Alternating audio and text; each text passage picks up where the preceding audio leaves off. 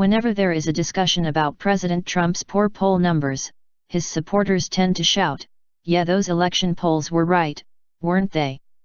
It's a silly rejoinder because the national polls were in fact right. The Clear Politics average for Hillary Clinton on election day was plus 3.2%.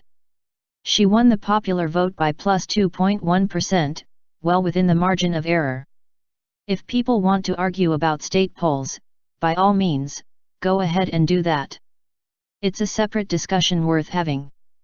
But casually dismissing Trump's awful job approval poll numbers by pointing to his electoral vote win is silly.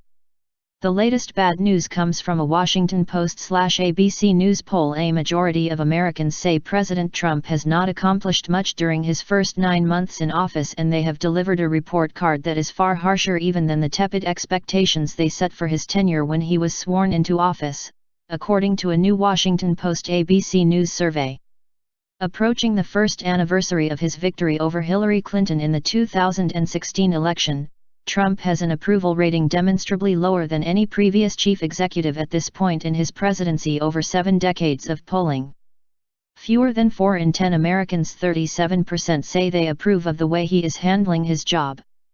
37%. The most recent Gallup tracking number is 39%.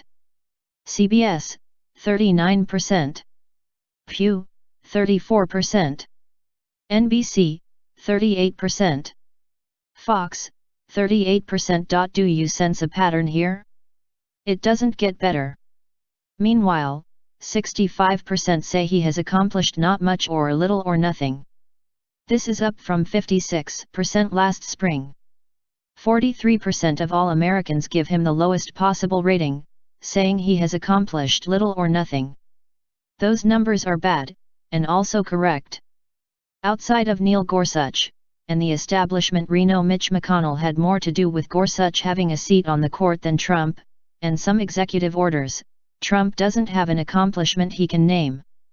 It's easy to blame Congress, but Trump set himself up as the guy who could use his deal-making abilities to get things done that no other presidents could accomplish.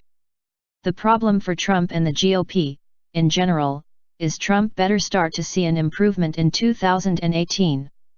His numbers will drag down the entire ticket. While there isn't much risk in the GOP losing the Senate, the House is another story. There is a possibility Democrats can take control of that chamber, and if so, bye-bye agenda. Trump's poll numbers reflect the only people still with him are his base primary voters. Republicans still support him, but 75% is a lousy number among Republicans. It needs to be in the 90s. Something has to change. A president with job approval in the 30s doesn't have the political capital needed to get things done. Trump said people would be tired of all the winning. It doesn't seem to be working.